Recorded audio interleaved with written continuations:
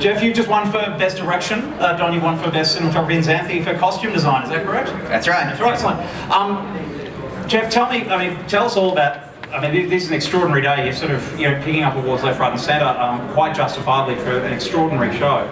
How do you put the design of something like this together? We were just chatting to Chris about the production design, but at that biggest scale, that sort of the directorial eye, when you're thinking about cinematography, thinking about costume, how do you figure out what Lambs of God's going to look like and turn it from an extraordinary story into extraordinary TV? Well, the greatest treat with this one was that we had time. Like in the lead up to it, we went through so many versions of it. We're going to build this whole monastery. Are we going to travel overseas? Are we going to try and find this as a location? It's interiors and exterior. Like if we had just landed ourselves into that project and started, it's a nightmare to do that. But the great treat that we had from Jason and Sarah was that we were able to go and join this project nice and early, so that we got to talk about what this project is and build it at a philosophical level very early. And from there, the decisions become very simple. It needs to have this and it needs to have that. But without that foundation building process, which went for months and months and months, you can't roll into a pre-production. Question for you and Don. We're shooting in Tasmania for an island that doesn't exist off the coast of England. You're sort of shooting a castle that essentially doesn't exist either. Then you're often sometimes in sets, which I think were in Sydney. How do you find that visual style? We often hear about the Australian light and how unique it is. How do you make sure that this feels that it was set where it was set and looks like it was set where it was set? Well, pollution this side of the equator is getting as bad as in the north, so the light's getting very similar both sides of the equator. This film had enough time for pre-production that in the back seat of a car you actually absorb what the film's all about in between going to locations and all the other things you do on pre-production. So by talking to Jeffrey, the script, Chris, you eventually develop a vision in your head of what the film is about, and then you just set out and get it. And of course, in this digital world, we have a million more tricks to achieve that, but still it's down to hard graft, great acting, brilliant directing, and adequate cinematography. I'm going to bring Bryony up, but I'm going to ask Xanthi a question because I haven't even spoken to you, Xanthi. So, but please, we'll bring up. Jeff, would you like to introduce the rest of your creative team who are coming up, because you know who everyone is. Everyone can come. I'll bring your champagne up. We're not worried. We know what you're doing at this luncheon. No one believes that everyone's Steve coming up, Bryony coming up. You've got the sound team here. Bryony, who scored the thing so beautifully. Would you like the team behind you as well to come and join us? Sure, absolutely. Sarah Lambert, who adapted the piece, wrote the beautiful script and produced it. Jason Stevens, who produced also. And Benita, who's there. Would you like to come and join us too? So Benita had the unenviable task of bringing through so many elements. Now Jeff, you're going to have to direct your team. My PR director over here. Everyone gather around. There's actually more of you than awards, but only just. So gather around.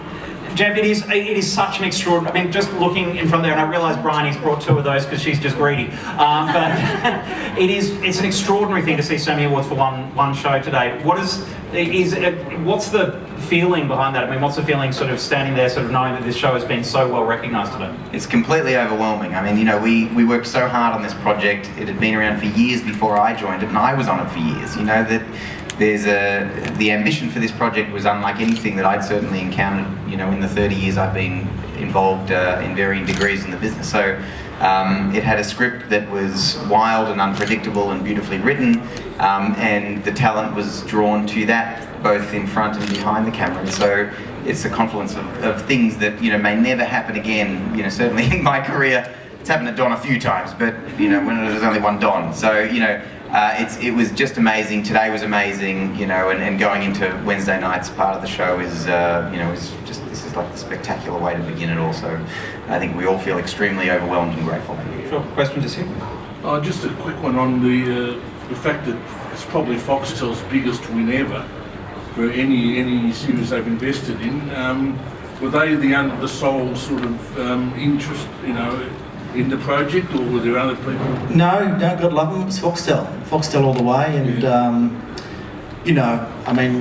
we've got so much to thank Foxtel for in terms of the way they've changed the Australian drama landscape, really. The shows they've done over the years, going back to, Devil's Playground and all those shows up until Lambs of God. And the great thing about Foxtel is when you pitch something and they like it, they'll get right behind it, and they were right behind it all the way. This was a very ambitious production because it was a world that didn't exist. We had to sort of make it up, and that's when all these guys came into it, starting with Sarah's script that drew everybody towards the project. They read the script and said, we want to be part of this. And but then we needed the budget to fulfil that promise, and thankfully Foxtel was, as I said, right behind us from day one. Sarah and Xanthi, I know I promised you a question, and I will come to you. But Sarah, it's is it a bittersweet moment? You've been nominated, but so many awards otherwise for the show, and everyone justifiably keeps referring back to this extraordinary script. How are you feeling right now? How are you feeling about on the day? Look, I think for me, the day that we got 18 nominations was like the most extraordinary day, because it was one of the most wonderful things to be able to call every single person who has been on this journey with us from the very beginning, and to be able to say, you did it, you've been recognised for doing such extraordinary work, and you write something and this is so big and different, and it is really different. And Muriel Day's book was given to us, and she's standing right behind you, and she's was so generous in kind of giving us this book and this opportunity, and we did something really bold and we did something really different, and every single person that's standing here with me today and every person that isn't here delivered a kind of extraordinary they were at a level of talent and commitment and love, and I know that sounds weird to say love, but I really do think people came to it with such a degree of passion that I couldn't be happier, and I was so grateful that every single one of us got to be here and nominated, and our entire team is here, and that doesn't get any better. For me, I am so proud of every single person here, and I'm so proud of the show, and so yeah, it would be nice, but I am, this is enough for me, and I'm so proud of every single one of you, and I think they're brilliant. So, yeah. I'm going to go to Xanthi next, just as I promised her a question. Xanthi, we heard just before that your budget had to be defended because you wanted to hand knit the costumes. You certainly made some extraordinary stars look, well, shall we say, extraordinary in this show. What was your process for this? What was your direction? Who was telling you how to make it work, and who was telling you no, you can't have any money?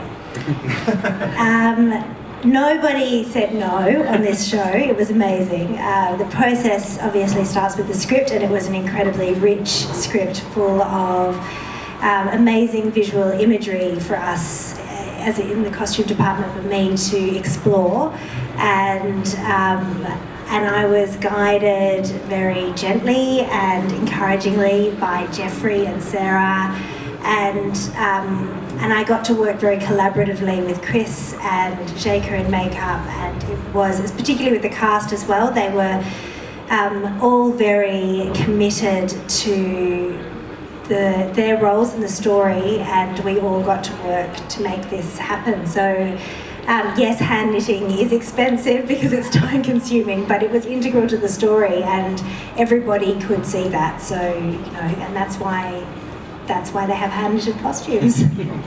Speaking of story, Muriel, how did you feel watching the series? How do you feel sort of seeing the book turned into these awards in front of you, but obviously the award-winning series? Well, this couldn't be better, especially 20 years after the book was written. I love the production. I love what everybody's done, what Lingo has done with it. They've made the book a beautiful thing, and it starts with Sarah's amazing script, and she's always kept within the spirit of the book, yet augmented it so it's become something really special. Every episode, fantastic.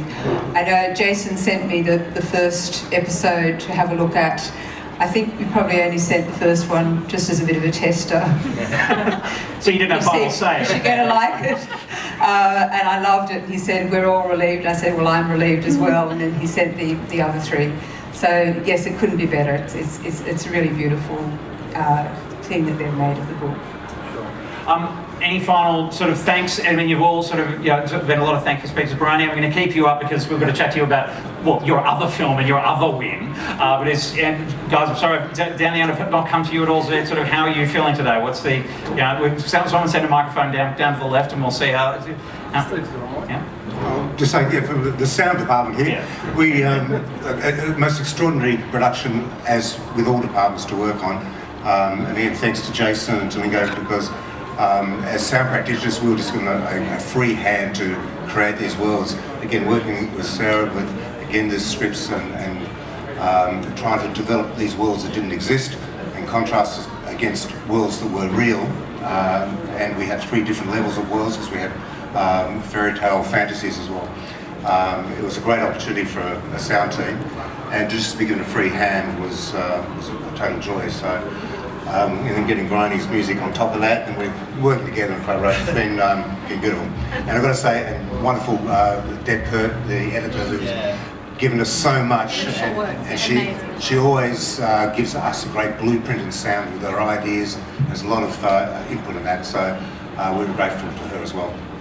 Any final words? Anyone want to sort of thank their mother, thank God, thank the Academy, any of these things, Sarah? I actually just want to say a big shout out to Deb Peart, who is our editor, who was nominated today as well and didn't get it, but she did such an extraordinary job, and she is just world class. She's just such an amazing person, and I think every single person here would say the same thing, is that we're incredibly grateful for her unbelievable hard work, and we just wanted to congratulate her today as well.